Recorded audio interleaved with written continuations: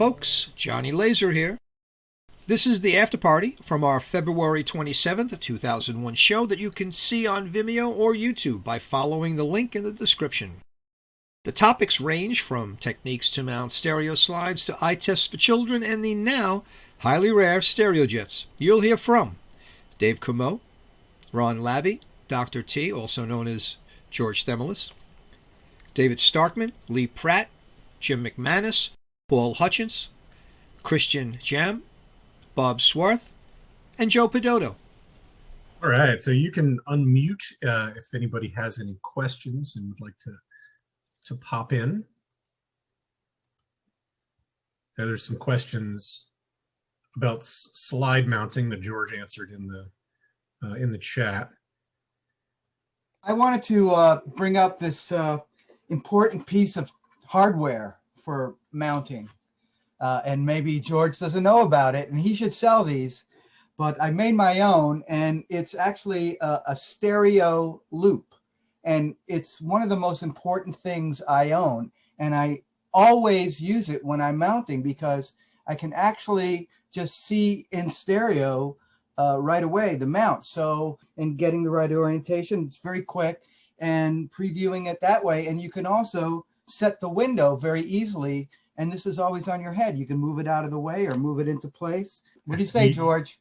Yeah, that's a great idea. It's a good idea and probably a lower cost idea. I've been using this for years.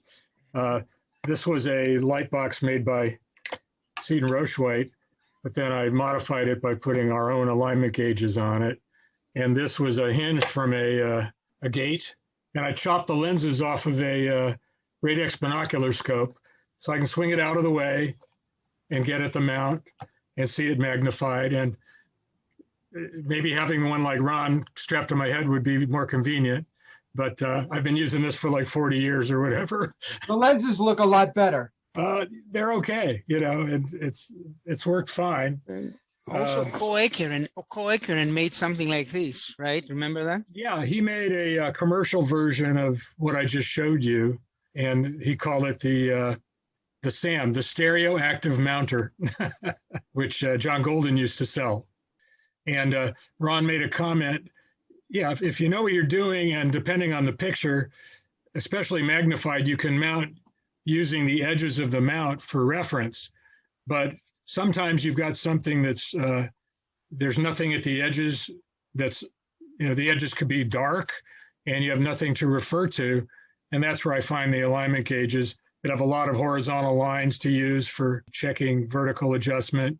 Again, if using a stereo camera, you won't really have probably a vertical adjustment to deal with, or not much. But when you're using Cha-Cha or other stuff, I find it really handy to have some horizontal reference lines to get things lined up. George really covered the basics. For those of you that haven't done it, that's it. Oh, I do personally, however, I like to put them in the mounts as I cut them. I've always found that easier than having all these loose film chips spread out on the table. Maybe because my table's such a mess anyway. But I just do them as I go. And once you're into the sequence, always got like 3 mounts going at once. That's how I do it. Do you have a source for the gloves, George? Those. Well, you can buy them, I guess, on eBay. And the tweezers, too. They're not expensive. Just as a hint, I got a box. I got a whole bag of those real cheap. You could get them like X-ray technician gloves. You could just Google that, and they're extremely cheap because they throw them out all the time. But you get a whole stack of them for very little. Yeah, one option is to get these anti-static gloves. I think I get mine on Amazon. They're not that much more expensive, but certain times of the year when there's static electricity and the film chips are just sticking to your hand, that can be a little bit of a problem. So I use static-free gloves, which helps somewhat. And George was saying he uses his glove on his right hand. I use a glove on my left hand, and I use these mini rubbers on my forefinger and thumb, and that way I can sort of pick up the film with one hand and then sort of move them around and take them with these 2 fingers here. So everybody's got their own ideas, but you know, I love George's presentation because some people are nervous about mounting slides, and it actually is fun. to see your images come alive. Mounting other people's slides is not always as fun, but yeah. And to me, one of the most important tools is a nice, really sharp tweezers, which I find for picking up the film and nudging the pin bars back and forth, or sometimes I use or in the metal mounts, especially the realist mounts, tweezers to nudge the film chips back and forth is very handy. I would never bring sharp tweezers near film, personally. I just be too scared of scratching the film. That's why I use the rubber fingers, and I can use my fingernail to move things around. Yeah, I'm always paranoid about scratching film. So it's interesting you use the tweezers. No, just a little FYI. Just a little FYI for anybody who's listening who hasn't done this before. You're hearing from guys who really know what they're doing. Like if you just take a few notes here, you're going to miss all the potholes, man. You're going to miss all the landmines. Continue. I'm sorry, Dave. Go ahead. I'll just say, I understand Ron's statement there, and I certainly, if you want to be safe, do it Ron's way. In all these years, I think maybe once I've slipped and scratched a corner of a film, but I've never really, all these years, damaged a film because of the tweezers. You're obviously not as clumsy as I am, but that's another story. Well, whatever. But it is, I have to say, even though it was always time consuming, one of the things I miss with digital that I really, there is an enjoyment to the physical aspect of mounting and getting the window adjusted, and it's a process, and there's a physical enjoyment to doing it. Even though, to sit down and mount a roll of film, could take an hour or whatever, or longer, depending what you're doing. But, it is a very enjoyable physical process, I think. I just want to add a quick story. You guys all have awesome tips. And I mean, that's how I started doing, 3D was film almost 30 years ago. And I just want to share a quick story. My very first NSA convention that I went to was in '95 in Atlanta, north of me here in Orlando, Florida. And started by, I was driving distance. Hey, I can swing that. And I thought, wow, I'll bring I heard they project slides. So I'll bring a slide tray, one of those rotary Ektachrome slide trays full of my best shots. Which I had never projected before. I had only put them in my homemade viewer, and they were just basically pre-mounted for me in 2x2 mounts because I was shooting full frame at the time. So in my homemade viewer, which basically I had two single viewers taped together in the front, that was, I didn't know it was sort of accommodating it for me, and your eyes had individual ability to accommodate as well for height differences. So long story short, I show up to the convention the very last day, I believe Sunday.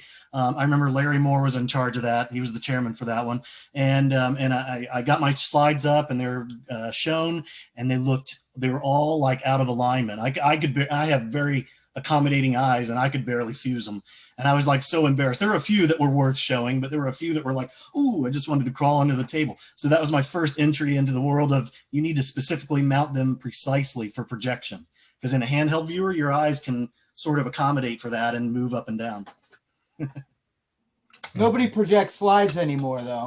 Yeah, that's true. I remember showing Dr. T a trick on the, George, remember those mounts that I found that fit into the TDC 116 full frame, like 2x2, you could fit a pair of them in there and shove it right in there and it would survive the trip. Yeah, David Starkman, Real 3D used to sell those. Yeah, Radex, I think. Full frame, side by side. Yeah. Well, there were two kinds. I mean, the Radex binocular scope had a frame that held 2x2s. Aluminum frame, right? It was an aluminum frame. Yeah, aluminum frame. Yep. Got one right here. I'll get it. Right in the TDC 116. Yeah, but they're also, well, the older model that had two channels. There's a 2-inch channel and a 1 5/8 channel. The later model would only accommodate realist. Right. But we also sold a cardboard 2-inch by 4-inch mount made by Pegco that had slip-in pockets. It was not as precision accurate.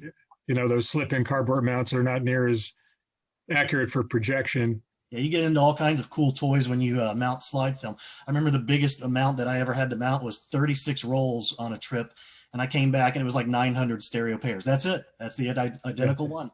Yeah, this is the Radix frame, and two by two mounts just slip into it. Yep. I had one laying around. Part of their I system. was able to do full frame on my TDC 116 for the first time. Yeah, that was their parallel for shooting. David's got everything. Well, here's the binocular scope. Oh, and, look at that. and here's a mounted pair in the frame. That binocular scope looks like it has decent lenses. Look at that. It's focusing and everything. It focuses. They're huge lenses, so there was no interocular. Let me get this back in here. Well, anyway, it's just, it has glass lenses. It was pretty good. And way back when, somebody uncovered like cases of them brand new in the box.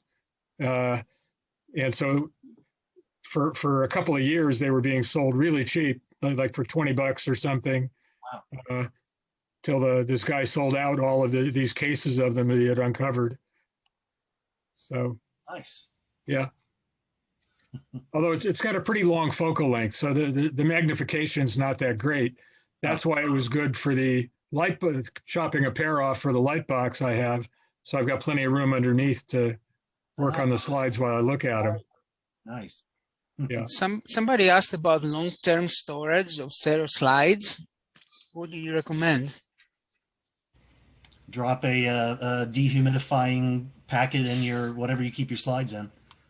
Not touching the slides, but I usually get some of those little silica gel packs and just put them in along with my little, I've got those old plastic slide boxes, and I used to get them, just from my local lab, which is long since closed down. They don't do on-site processing, but they were little things that held 2x2 slides. And then of course I used to get, they switched up to boxes that were long enough to accommodate a realist slide.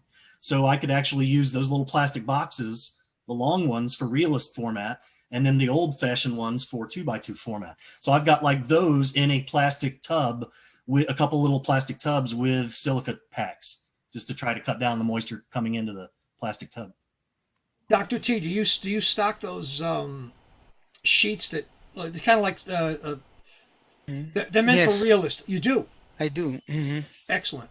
Because I have them around here somewhere too, and they're great because then you could basically put them in a binder with and they fit into the sleeves very nicely. But that's a very good point. Throwing some silica, that's not silica, but the packet. Yeah. And you ever wonder what to do with those things rather than send them? Keep them around because they are useful. Right. Yep. I don't know if these are still being made. This is a box made by Flambeau, and it would be a good thing for Dr. T. Let me see if I can get it open.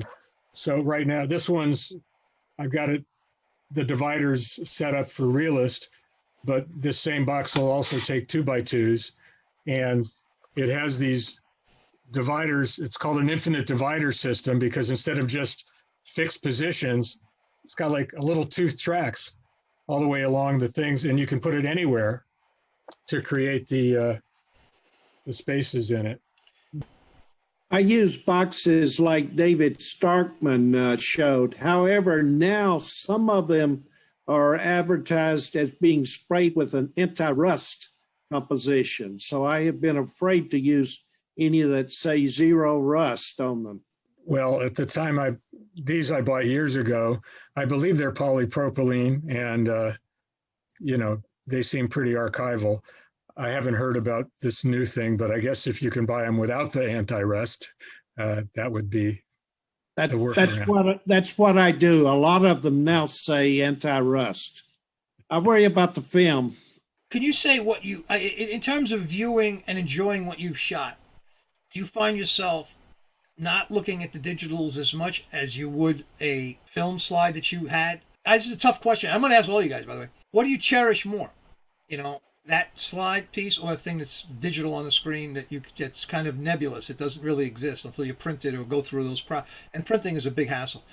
There's no question that the slides, our old slides, which were almost all shot on Kodachrome and in a good viewer, like a Red Button Realist, or I've gotten spoiled with using a a viewer made by Covan Ekeren, which has really super lenses and very bright light source. But, so viewing an original slide in a viewer, can't be beat. But, since I'd say 2005, almost all my photography has been digital, and almost all the viewing's been digital, and even the old slides that we shot, luckily I live with a great wife who's a scan maniac, and so she has scanned tens of thousands of slides, and viewing them on a monitor or on a 3D TV is certainly easier and the more frequent way I view these days.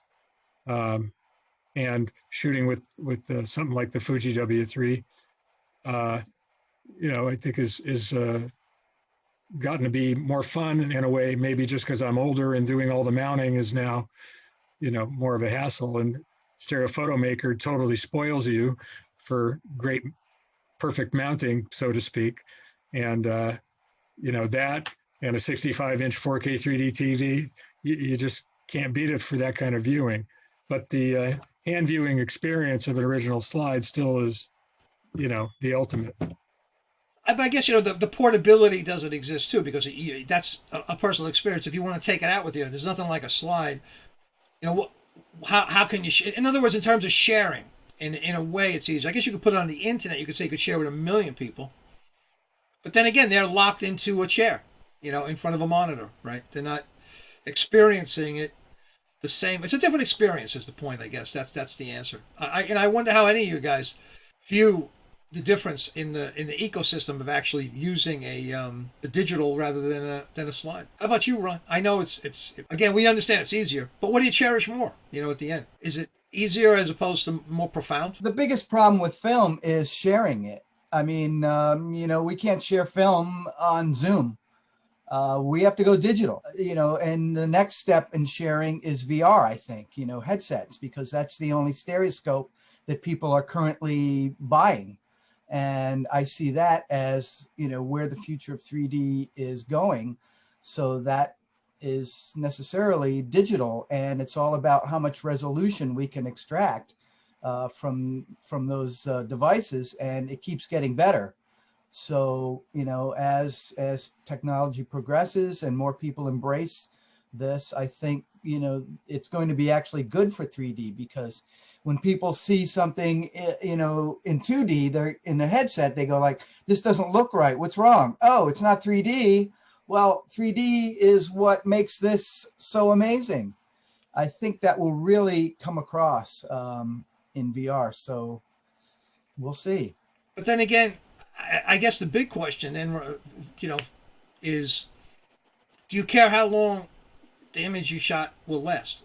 Because you could still look at a stereo card from the 19th century. It's still around. Will there be anything around to show a JPEG? I'm confident there'll be stereo cards from the 19th century around, and I'm confident that there'll be Kodachrome. Well, if digital goes down, then, every film that's currently being made, every, the world is embraced digital, beyond the rational. Beyond, yeah, exactly. So,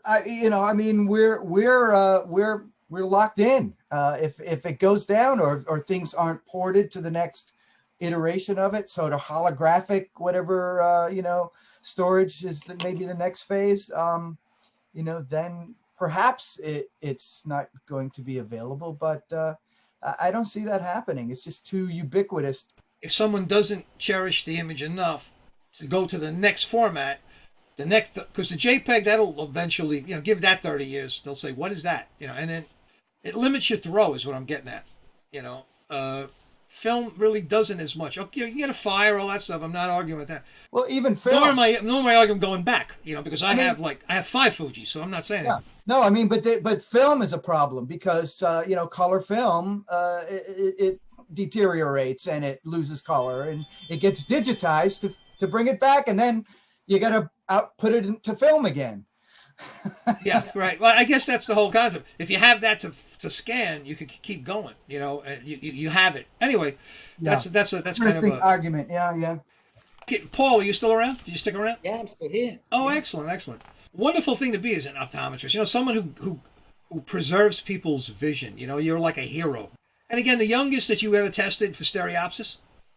Probably about 3 years old, called a TNO fly test, where a child who cannot necessarily point to something, you can show them a rather scary picture of a blowfly on a sugar lump, and as they look at it, it stands out towards them, and if they recoil, almost in fear, then you know they've seen it in 3D.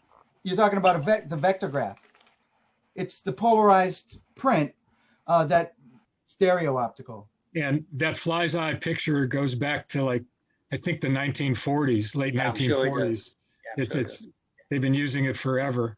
And In it fact, still works. you guys, Starkman and Pinsky, used them to make some vectograph prints for sale at one point, didn't you guys? We did. We had two different ones, and I hope other people's are holding up better, because Stereo Optical had a process that we thought they had solved some of the archival problems of vectographs by using better dyes and laminating them to keep them from oxidizing. But we found some of those ones that we had made that were our own copies have deteriorated. So fly's eye is definitely a vectograph. I don't know if we still have one, but I mean, I've seen many over the years. Oh, yes. Polaroid vector. Okay, interesting. So what's the material? I mean, how's it working? This was invented in the 1940s or late 30s. Vivian, did you know Vivian Walworth? One of the key people behind the development of it. It's basically a little hard to describe. By stretching the polyvinyl chloride in one direction, that sets the polarization angle. And on a substrate, like a piece of plastic, it's got this stretched material on both sides, each done at 90 degrees to each other. And then using something that was called wash-off relief film or something like that. It was like paper. You'd have your left print on one, printed in reverse, and the right, and the thing was sandwiched, impregnated with chemicals, sandwiched, put through rollers.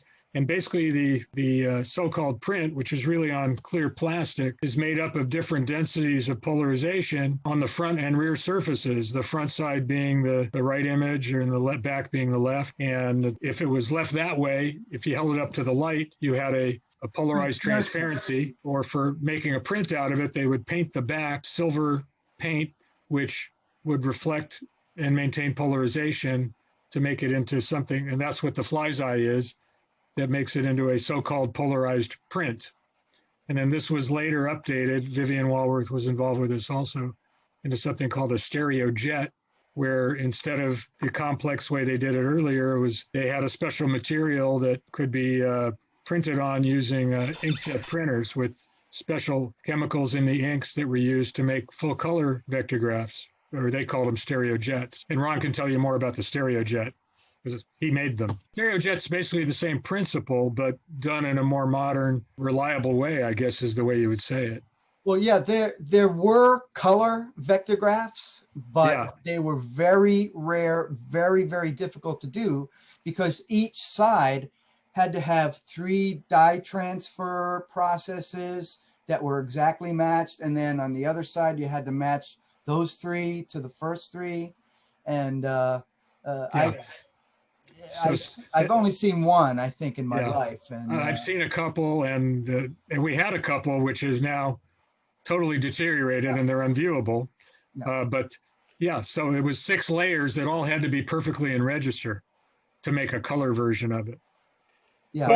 But with the stereo jet, it was done with the inkjet process, which made it easier to get everything aligned, I assume. Yeah, well, you only had to align the second pass. So you know you've got this sheet, and you print the first side, the left side, whichever, and then you have to let it dry overnight, and then the next day you print on a piece of paper the reversed image, and you can align the first print to the print of the right side and tape it down, and it's a track paper that would go through. There was only one printer that they made the inks for, the Epson 3000, and it was track paper, and then you fed it in, and with any luck, it would match the exact register of the first print, and you'd get a nice StereoJet pair. They stopped making the StereoJet materials. Why did they stop? Was just marketing, or what? Just wasn't a demand for it? The process was never really that perfect. I mean, there were always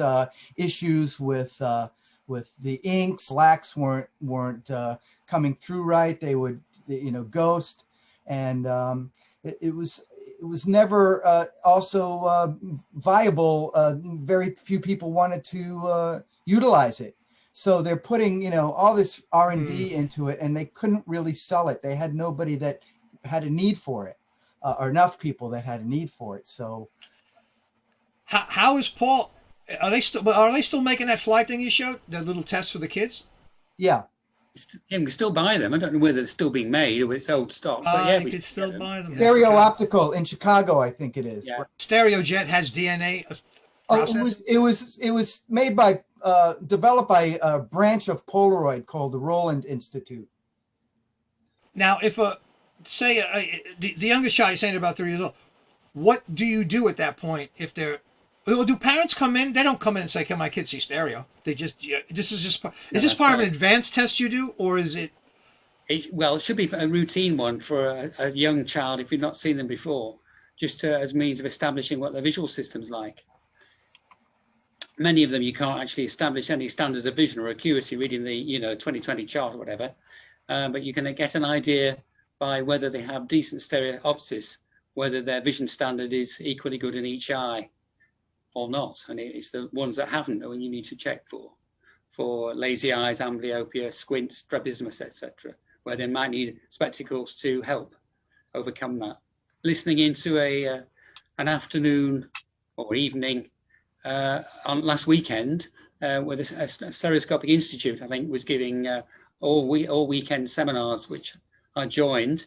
Some of you may have done. And there was a speaker who was a professor of biochemistry, I think. Was it Washington University?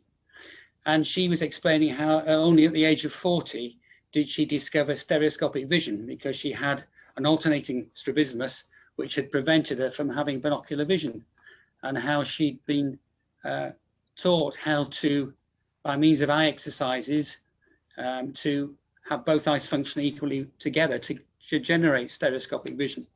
And you saw that, didn't you, John? Yes. We actually took a photo. She was at a presentation. Jerry, you were around. I think we'd seen her before. I forget her name, unfortunately. Was that Stereo Sue? Stereo Sue. Sue, she wrote a book. Fix My Gaze, and another Fixing one. My I got Gaze. that. Yeah, Fixing My Gaze. I got that over here. I actually read that book. She lectured at one of the NSA conventions as well. Rather fascinating. I think the takeaway on that is don't be afraid to show kids 3D, and absolutely don't be afraid to drag them over to their mother if they don't go, wow, because it's as she can attest to, you can't fix it often once you get older.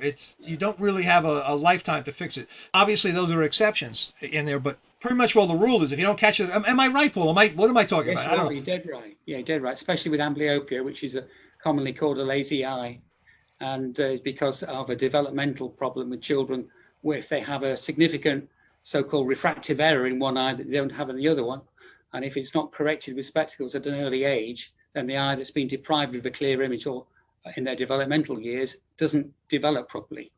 Now, Stereo Sue had not got that condition because she'd been able to alternate and she hadn't got a refractive error difference between the two eyes. Adults, sometimes if they've had a squint or a strabismus and they have it cosmetically straightened, so their eyes look straight rather than being turned in or turned out, can often then develop double vision as an unintended consequence of an operation, because they've been used to seeing what's called abnormal retinal correspondence, even if they are not seeing particularly well in stereoscopic vision. If they have their eyes straightened, then it messes everything up and they can see double vision where hitherto they weren't doing. But do they adapt to that after a while? It's difficult. Yeah, because I know I've read about the experiments where people wear the prism glasses that make everything upside down, and after a few weeks or something, I can't believe it, but they adapt to that and see things right side up again. Here's the important thing to realize: it's not that not having stereo vision makes it so you can't look at cool comic books or use a W3.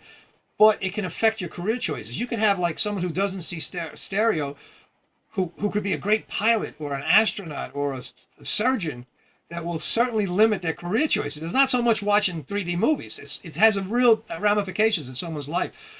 All right. So I'm sharing the Stereo Optical website on the part about the cards the testing we're talking about. Yeah. It says they've been doing it for over 65 years. And besides you can see here, original fly stereo test and all of these. So they are still being made. It comes with 2 sides in the folder. There's the fly's eye and then this series. Each of these diamonds, it goes from like all of them being at the same level to one of them subtly being a little higher than the other, progressively getting higher and higher.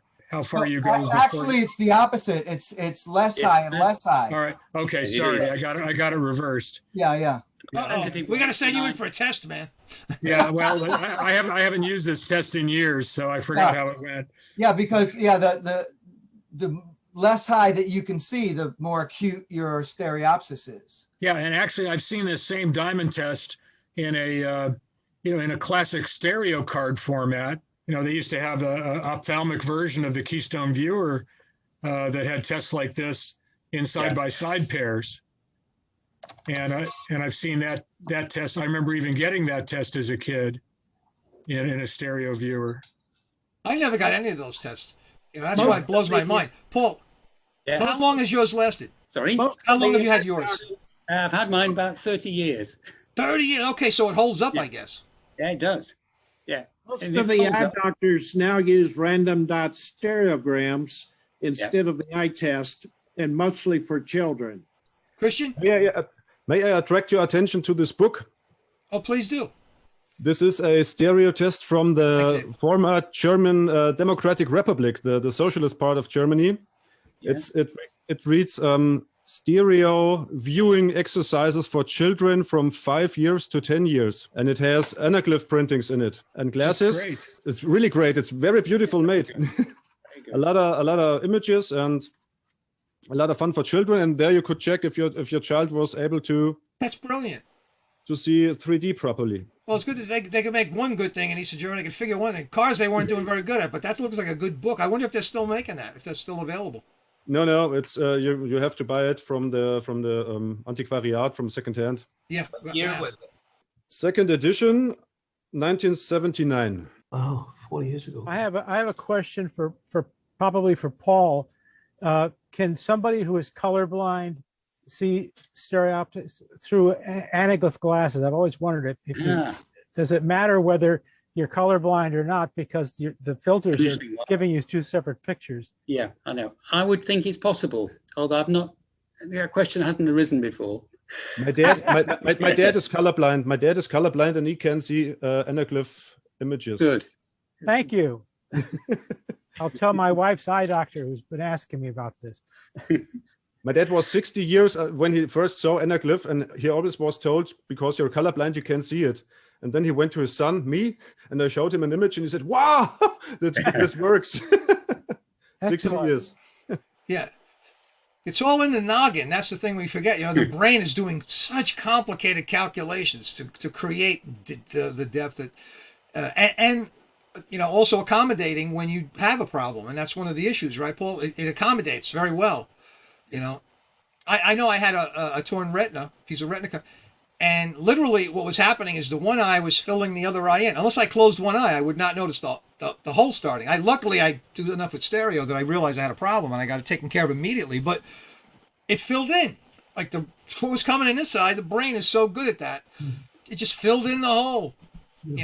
Unless of course you closed one eye. As you all know, we have the blind spot.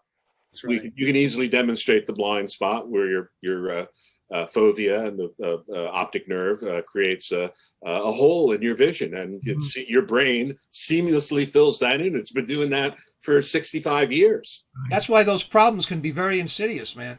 Because you if I would have not noticed that, the whole retina the wallpaper may have dropped. I just caught that one little spot, and they were able to resolve it. Robert, you had something to say. Sorry. Yeah, I wanted to ask you. Last week I tuned in just a little before 3, and you were in the middle of a long talk about using some kind of red light flashlight thing, but I missed the whole point of it. Was that part recorded or available, or was that just? It is recorded, and I will send you, when we're done, I'm going to send you the article, which is out of a college in London. We're ready to wrap unless anybody's got it. I think we pretty much all covered everything. Thank you guys for showing up again. The piano has been drinking. The piano has been drinking. Not me. Not me. Not me. Not me.